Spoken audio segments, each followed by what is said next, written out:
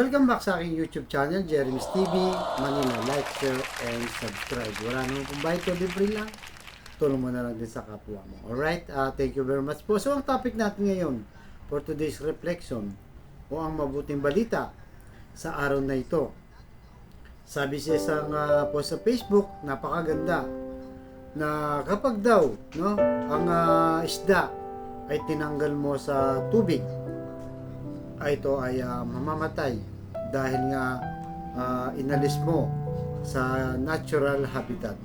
Ganun din naman yung puno, pag tinanggal mo yung ugat sa lupa ay mamamatay din. So kagaya ng tao, ganun din po. Kapag ang tao ay tinanggal mo sa Diyos, ito ay mamamatay din.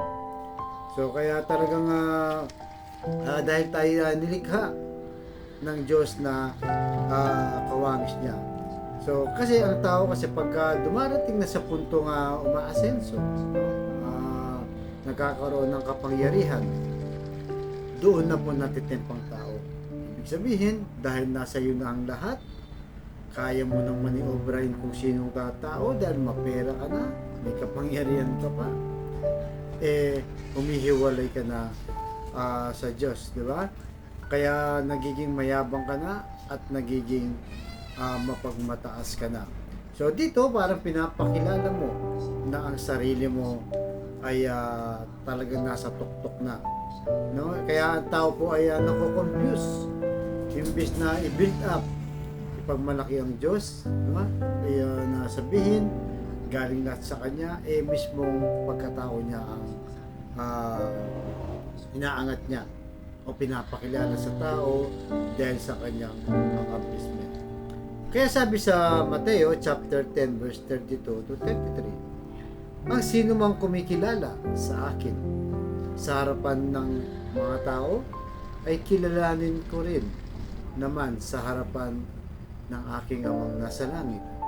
Ngunit ang sino mang ikaila ko sa harap ng mga tao ay ikakaila ko rin sila sa harap ng aking Amang nasa langit. So yun po, dahil ang tao kasi dumadaan po sa mga ganitong sitwasyon, kapag sa ating buhay ay hindi na po nakikita yung Diyos. Ibig sabihin, kung wala ka ng pakikipagkapwa-tao, sarili mo na lang ang sinusunod mo, nangangahulugan na lumalayo ka na sa piling ng Diyos. Kaya nga, kumbaga, dahil gano'n na nga ugali mo, kumbaga, pinuputol mo na yung ugnayan mo sa Diyos. Kaya nga kung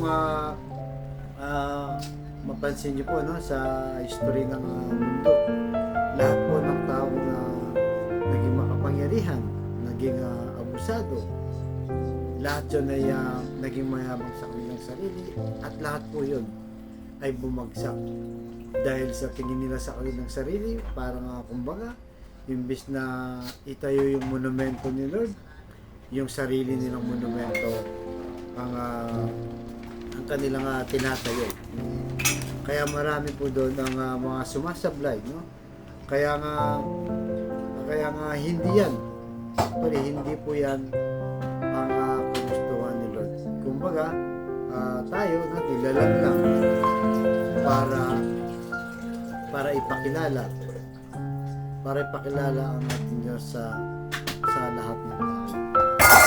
Subalit so kaya nga gusto po nila na mas malalim po, mas malalim ang ating relasyon sa Kanya. Kasi pagka lumayo ka talaga, mapupunta sa ulo at sa sariling pag-build up mo sa iyong sarili. So talagang trabaho natin dito ay yung ipakilala, yung pagmamahal ng Diyos at sa bawat kapwa-tao.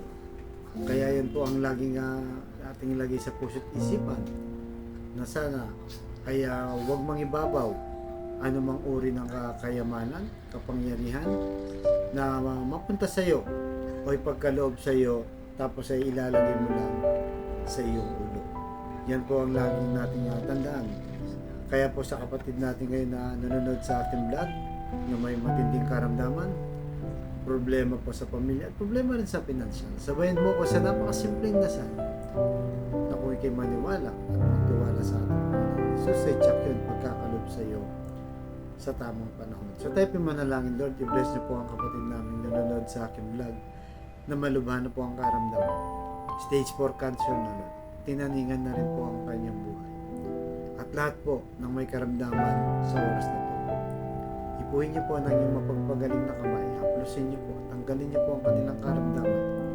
Alam naman po namin na walang imposible sa iyo kung iyong loloobin. Ganon din po sa mga pamilyang nasira o nagkawatak-watak dahil sa hindi pagkakaunawaan, dahil sa taas ng pride, dahil sa hindi pagpapatawad. Ipuhin niyo po ang kanilang puso na maging mapagkumbaba at mapagpatawad, higit sa lahat ang mapagmahal sa bawat miyembro ng pamilya. Ganon din po sa financial, Lord, na kailangan po namin lahat. Lalo na po yung mga kapatid namin walang-wala talaga. Ultimong pambili ng 1 kilo lang ng bigas, iniisip pa kung paano nila mairaraos sa kanilang pamilya. I-bless niyo po ang aming hanap buhay para sa aming pamilya. Patawarin niyo po kami sa aming mga kainahan at kasalanan. Ang lahat ng ito hiling namin sa matamis na pangalan natin, Panginoong Jesus.